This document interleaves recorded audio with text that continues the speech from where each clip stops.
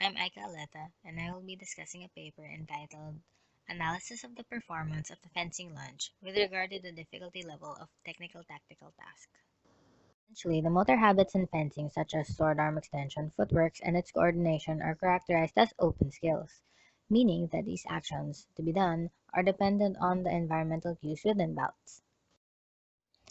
Fencers are trained to be able to respond to these cues in the most efficient way possible. The reactions of the fencers are determined by the stimulus as well as the mastery of the skill. The fencing lunge is one of the main attacks used in fencing. It has been observed that, while waiting for an opponent's action, there is an extension in the initial phase of the lunge and delay in arm movement. However, in a situation where there is an unforeseen circumstance, the lunge is done much quicker along with a relatively slow muscle electrical activity. The purpose of the study is to analyze the EMG signal, muscle potential, activation time of individual muscles, and movement time of a female épée fencer in performing three lunge types. Three lunge types simulate the three main tactical patterns in épée fencing. Firstly, the fencer initiates the lunge. Secondly, the fencer is provided with a tactical stimulus. Lastly, the fencer performs disengages during an arm extension. In the study conducted, the subject was an experienced right-handed 22-year-old female épée fencer of the Poland junior épée team. Her opponent was a senior male fencer, formerly a member of the same team. The experience of these fencers are 13 and 15 years respectively. The épée fencer lunged for 10 trials in three tactile variants. First was lunging on her own initiative, which was trials 1 to 5. Second was lunging to a tactile stimulus, which was trials 6 to 7. And lastly was lunging with a disengage at a tactile stimulus, which was trials 8 to 10. The results were recorded with a 4-channel EMG interaction system. This registered the biomechanical activity of the muscle based on the received data. The data was processed using the Pro-Analysis software and the EMG system software. Electrodes were placed on the fencer's skin, along the long axis of the examined muscles between the point of movement and tendon attachments. There were 9 recorded lunge trials, although the 8th trial was considered invalid. These records included the muscle activation time, sword arm movement time, rear leg movement time, and the touche time, or the time of contact with the target. No stimulus was presented in the first 5 trials. The commencement of the action was at 0.00 seconds, when the rectus femoris of the rear leg is activated. The 6th and 7th trials were done with a tactical stimulus, where the fencer only remisses.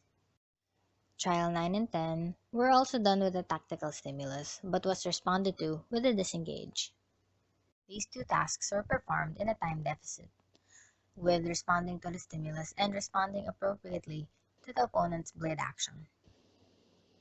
In the first 5 trials, it was observed that the time of the commencement of the lunge to the touche was much shorter than trials 6 to 10, which had a mean time of 0.64 seconds, the shortest trial being 0.51 seconds and the longest trial being 0.83 seconds.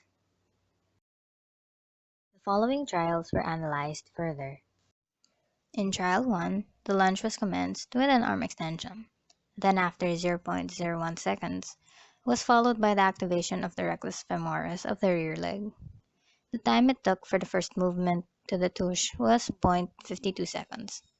In this trial, the activation of the rectus femoris of the front leg was almost concurrent with the touche. In trial 6, the lunge involved a tactical stimulus. Blade contact was made before the commencement of trial 6. Here, the fencer began the action when the blade was released. This took 0.66 seconds. The fencer moved her sword arm in 0.11 seconds after the stimulus. However, her rectus femoris muscle of the rear leg was activated 0.0 seconds after the stimulus. The activation of the biceps femoris muscle of the front leg took place 0.15 seconds before the activation of the rectus femoris muscle of the front leg. The time of activation of the rectus femoris muscle of the rear leg to the activation of the biceps femoris of the front leg decreased, while the time between the activation of the rectus femoris of the rear leg and the activation of the rectus femoris in the front leg increased, proportional to the complexity of the fencing task. The last of the trials observed was trial 9, where the épée fencer lunged with the disengage. The fencer began the action with an arm movement, and 0.05 seconds later activated the rectus femoris muscle of the rear leg. She was not able to foresee the parry, so the action took longer than when she lunged in her own accord. The action time in Trial 9 was 0.26 seconds longer than in Trial 1. In Trials 1 to 5, the biceps femoris was activated shortly after the touche, while in Trials 6 to 10, the biceps femoris was activated last. In the SEMG records, the peak electrical activity of the rectus femoris of the rear leg was recorded in Trial 9. The peak potential of the rectus femoris of the front leg was recorded in Trial 1, and the lowest of this being Trial 9. The maximal potential of the rectus femoris muscles in Trial 6 were the same, and the peak electrical activity of the front rectus femoris muscle was the lowest among the 3 trials observed. The data shows that the more complex the fencing actions are, there is an increase in the fencer's reaction time, muscle activation time, as well as the total action time.